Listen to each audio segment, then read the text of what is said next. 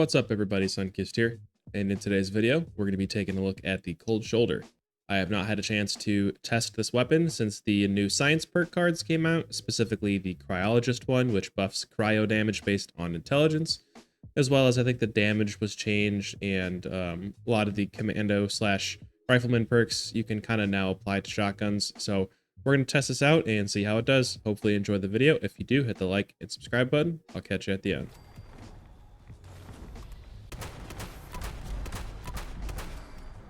Oh, that actually did pretty good.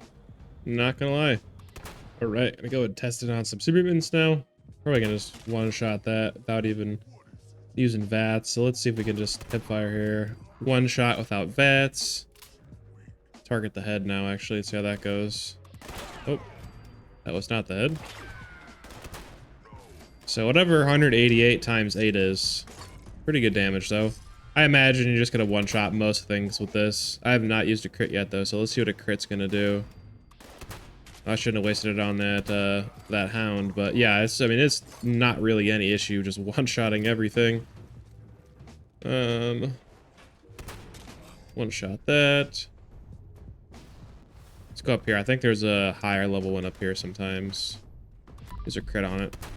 Yeah, whatever 346 times 8 is, but I'm pretty sure that's a pretty high number. If you have any mathematicians in the comments want to let me know, but yeah, you don't even really need to use VATS with this thing, to be honest. You can just kind of hip fire and it just one-shots pretty much everything in here. I will test this on the Guardian just out of curiosity. I wonder how much damage it'll do. Okay, it's a 3-star here. And we 2-tapped that outside of VATS. Just in general, this is a pretty satisfying weapon to use too. Especially when the enemies kind of turn into like a cryo pile like that when you're done. Oh. Well, I just got bodied by a super mutant hound, but let's go test this on the Guardian just out of curiosity to see how it does. Alright, we called up the Guardian. I did heal up to full health though because I would probably get destroyed, but I'm just curious to see how this goes. So I'm gonna get a little bit closer here. And then we'll see, I guess, how we do. We'll take a cycle buff really quick, I guess. Oh. So, I mean, most of our damage is coming from Ricochet, but getting the job done somewhat, I guess.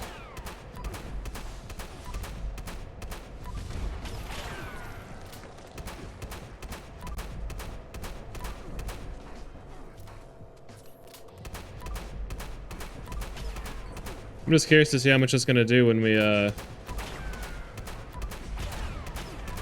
get to the torso now, I guess. Just take some chunks out of it for sure.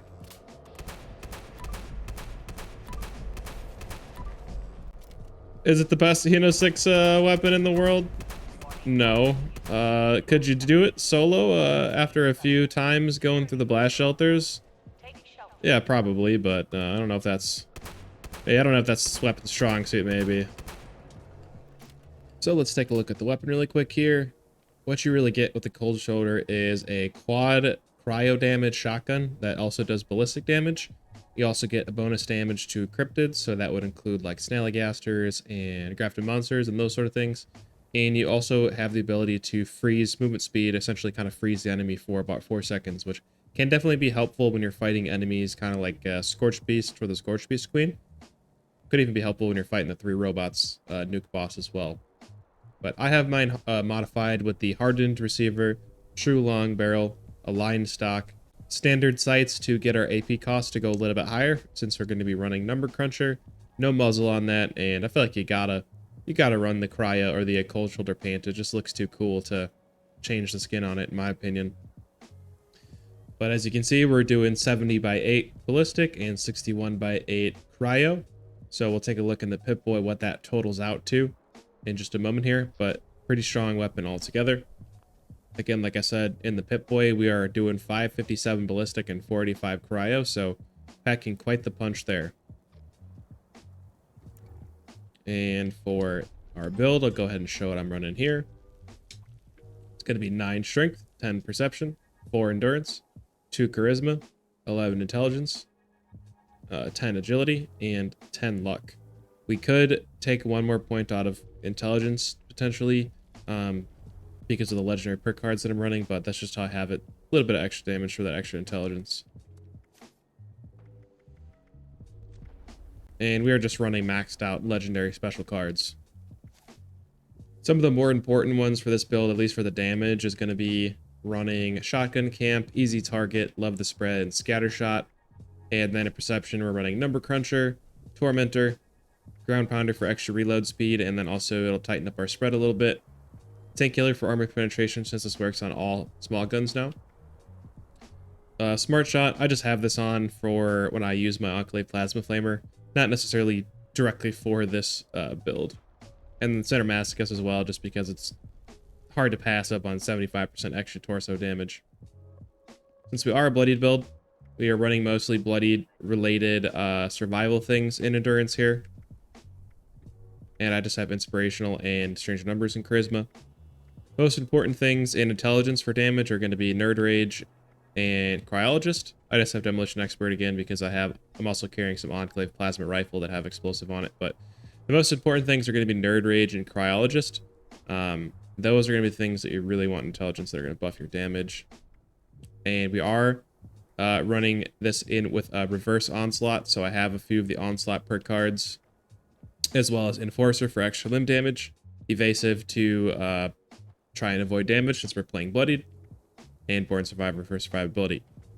Over in luck, we have a pretty standard build for essentially VATS critical. We'll be using this in and outside of VATS, but definitely would recommend running Serendipity in combination with Ricochet just to help your survivability a little bit, again, as we're playing bloodied. And for our armor, we are running a full set of Unyielding, +2 intelligence, food, drink, chem weight, and Rangers. I'd say the most important ones are really going to be Unyielding and +2 intelligence, because that is really going to buff up your intelligence quite a bit, and you'll be able to get the most out of the Cryologist perk card. So speaking of that, we can take a look at how that is affecting us right now. I am running a small guns bobblehead. I am on a public team, so that's +3 intelligence, which will also help buff our damage. And we are getting +39% cryo damage with what our intelligence is at, which is... it's at 56. So we could be a little bit higher than this if I took some other buffs, but that's just what we're going to run with for now. And for our mutations, we have Adrenal Reaction, Bird Bones, Eagle Eyes, Egghead, Healing Factor, Herbivore, Herd Mentality, Marsupial, and Speed Demon. Heading over to the Grindstone Arch. I'm gonna go fight a Super Behemoth and see how we do here. So it is a level 60, so I bet we might one-shot it here. Okay, well that damage didn't register, so yeah, I think we might have one-tapped it if that first crit actually registered, but pretty effective. We're over at Sunrise Field. Go ahead and try and fight the Murder Queen here. First of all, let's just take care of this guy. Kind of shooting in the background has been a little annoying here. So as you can see, it makes pretty quick work of those enemies just from manual aiming. See what a crit does from here.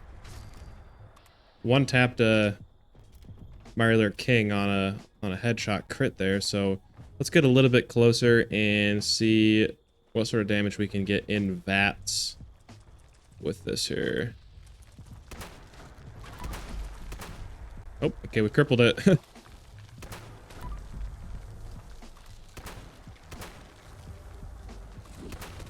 So got it done in 7 shots. I think one of them might have missed because it was like the spouts were phased into the wall there, but if I would have spammed that, probably could have taken it down pretty quickly.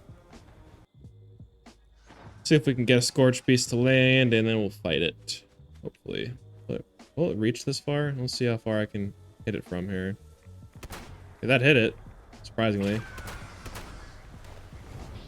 Ooh.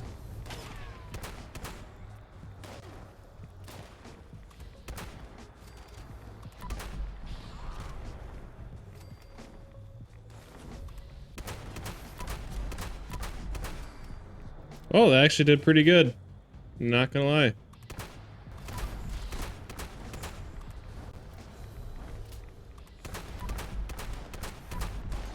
When the damage is actually registering or the shots aren't missing, I mean, it's hitting pretty hard. Not too shabby on a manual aiming front either. Thank you so much for making it to the end of the video. I really appreciate it. If you haven't already, hit the like and subscribe button. But overall, Cold Shoulder still slaps pretty hard in Season 21. I know Wiggle Plays just made a video comparing the Cold Shoulder to a couple of different variations of a quad normal double barrel. I didn't do any tests like that, but I don't really see a reason to carry anything other than a Cold Shoulder, to be honest, just because the main reason I use it is for that slowing effect, and it one-shots most mobs anyways. So yeah, I definitely think this is a good thing to just carry on you at all times, especially if you're running Arms Keeper or you have weight-reducing things. Doesn't hurt to just keep this in your back pocket.